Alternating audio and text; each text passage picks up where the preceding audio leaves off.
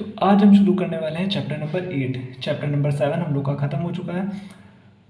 तो chapter number 8 क्या है ईवीएस का? कृषि और मृदा। कृषि क्या होती है, आसान भाषा में हम लोग समझ लेते हैं। मनुष्य अपनी आवश्यकताओं की पूर्ति हेतु फसल उगाता है, फल सब्जियों को उगाता है, फूलों को उगाता है और पशुओं को पालता है। ये समस्त क्रियाएं कृषि कहलाती हैं। अब इसके बाद हम बात कर लेते हैं फसल की। फसल क्या होती है? देखिए, जब हम एक प्रकार के पौधे को बड़े पैमाने पर उगाते हैं तो वो फसल कहलाती है। जैसे कि गेहूं की फसल, तो गेहूं के बहुत सारे पौधे उगाते हैं तो गेहूं की फसल कहलाती है। कृषि पद्धतियाँ, मतलब कैसे कैसे कृषि की जाती है, एक फसल कैसे उगाई जाती है, ये मोस्ट इम्पॉर्टेंट है। काफ़ी बार एग्जाम में आ चुका है। देखिए, सबसे पहले किसी भी फसल को उगाने के लिए मिट्टी को तैयार किया जाता है, फिर बीज को बोया जाता है, फिर उसको खाद डाली जाती है, देन उसके बाद होती है सिंचाई। देखिए, सिंचाई के बाद जब पौधा थोड़ा बड़ा हो जाता है तो उसके साथ साथ कुछ घास और खरपतवार भी उगता है जिसको हटाया जाता है। फिर इसके बाद हो जाती है फसल की कटाई।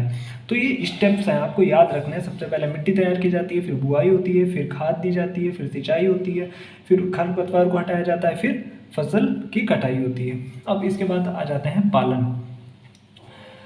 देखिए, कुछ किसान होते हैं केवल कृषि पर ही निर्भर होते हैं, कुछ किसान ऐसे होते हैं जो कृषि भी करते हैं और जानवरों का पालन भी करते हैं जिससे उन्हें लाभ होता है। कुछ किसान सिर्फ खेती नहीं करते, वे खाली समय में जानवरों को भी पालते हैं। कुछ किसान सिर्फ जानवरों को ही पालते हैं, जैसे मुर्गी पालन हो गया, मछली पालन हो गया, मधुमक्खी पालन हो गया आदि।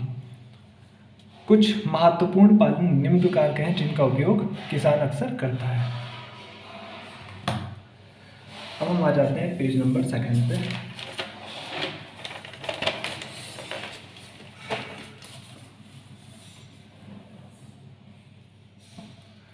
ये आपके सामने पेज नंबर 2 ओपन हो गया है। तो देखिए, सेरीकल्चर। सेरीकल्चर किस चीज़ का पालन है? रेशम कीट पालन। एपीकल्चर मधुमक्खी पालन। पीसीकल्चर मत्स्य पालन। वर्मीकल्चर केचुआ पालन। एक्वाकल्चर जल कृषि। पोल्ट्री मुर्गी पालन। तो आप समझ सकते हैं, सेरीकल्चर में रेशम कीट का पालन किया जाता है। एपीकल्चर किसका पालन? मधुमक्खी पालन कहलाता है। पीसीकल्चर मत्स्य पालन कहलाता है। वर्मीकल्चर केचुए का पालन कहलाता है। एक्वाकल्चर, एक्वा का मतलब ही जल होता है, जल की कृषि एक्वाकल्चर कहलाती है। और पोल्ट्री मतलब मुर्गी पालन। तो आप इसके स्क्रीनशॉट ले सकते हैं, अपने नोट्स बना सकते हैं। अब हम इसके बाद शुरू करने वाले हैं कृषि को प्रभावित करने वाले कारक। कृषि को देखिए कौन कौन से कारक प्रभावित करते हैं। तो पहले स्थल आकृति, फिर इसके बाद में हम बात कर लेते हैं मिट्टी की। मिट्टी अच्छी होनी चाहिए, जलवायु कैसी है, वर्षा अधिक होती है या कम होती है, इस पे भी कृषि निर्भर करती है। अब मोस्ट इम्पॉर्टेंट चीज़ देखिए है फसलों के प्रकार। फसलें कितने प्रकार की होती हैं? तो देखिए, फसलें मुख्यतः 2 प्रकार की होती हैं। एक होती है जैसा कि आपको नीचे दिख रहा होगा, एक होती है रबी की फसल और एक होती है हमारी खरीफ की फसल। देखिए, अब आप इसको आसानी से समझ सकते हैं कि फसलें देखिए 2 प्रकार की होती हैं, एक तो रबी की फसल होती है, एक होती है खरीफ की फसल। अब आपके सामने ये चार्ट दे रखा है रबी की फसल और खरीफ की फसल। इसकी बुआई कब होती है, कटाई कब होती है और उदाहरण कौन से होते हैं। मोस्टली बच्चे देखिए इनमें कंफ्यूज हो जाते हैं। रबी की फसल की बुआई होती है अक्टूबर नवंबर में और ये काट ली जाती है मार्च अप्रैल में। उदाहरण कौन से होते हैं? रबी की फसल कौन सी कहलाती है? देखिए, गेहूँ, चना, मटर, सरसों, अलसी। जो लोग गाँव से हैं उन्हें अच्छे से पता होगा कि रबी की फसल कौन सी होती है और खरीफ की फसल कौन सी होती है। अक्सर आ जाता है क्वेश्चन कि निम्न में से रबी की फसल कौन है, या फिर पूछा जाता है कि रबी की फसल की कटाई कब होती है। खरीफ की फसल जून जुलाई में और उसकी कटाई होती है अक्टूबर नवंबर में। मक्का, कपास, प्याज और मूंगफली आ जाती हैं खरीफ की फसल में। अब हम इसके बाद बात करते हैं मृदा की। ये देखिए, मृदा कहते हैं किसे? पहले पृथ्वी की सतह पर पाए जाने वाले जो दानेदार कण होते हैं वो मृदा कहलाते हैं। मृदा के प्रकार कौन कौन से होते हैं? देखिए, जलोढ़ मिट्टी, लाल मिट्टी, काली मिट्टी, लैटराइट मिट्टी और मरुस्थलीय मिट्टी। ये इतना इंपॉर्टेंट नहीं है। इसके बाद आ जाता है भारत की फसलें। तो देखिए, गेहूँ सबसे ज़्यादा होता है कहाँ? उत्तर प्रदेश में। जौ कहाँ होता है? उत्तर प्रदेश में।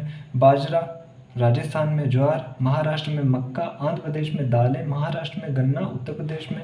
चाय कहाँ होती है? असम में। कॉफ़ी कहाँ होती है? कर्नाटक में। कपास कहाँ होता है? गुजरात में। और जूट कहाँ होता है? पश्चिम बंगाल में। देखिए, एक बार में सब कुछ लर्न हो जाए ऐसा पॉसिबल नहीं है, आपको नोट्स बनाने होंगे और अच्छे से उन्हें आपको रिवीजन करना होगा, तो चीज़ें ज़्यादा दिनों तक स्टे करती हैं, पर आप उन्हें भूलोगे नहीं। अब आ जाते हैं अपने लास्ट पेज पे। तो हम बात कर लेते हैं कुछ प्रमुख मसाले। देखिए ये अक्सर पूछ लिए जाते हैं, केरल जो है मसालों का घर कहा जाता है, तो इसमें कौन कौन से, काली मिर्च हो गई, इलायची हो गई, लौंग, दालचीनी, तेज पत्ता, ये सब केरल में पाया जाता है। जम्मू कश्मीर में देखिए, जम्मू कश्मीर केसर के लिए फेमस है। आंध्र प्रदेश में अदरक और हल्दी, राजस्थान में धनिया और जीरा और मेथी। तो ये आपका चैप्टर नंबर 8 ख़त्म हो चुका है। जल्द ही आपकी ईवीएस कंप्लीट हो जाएगी।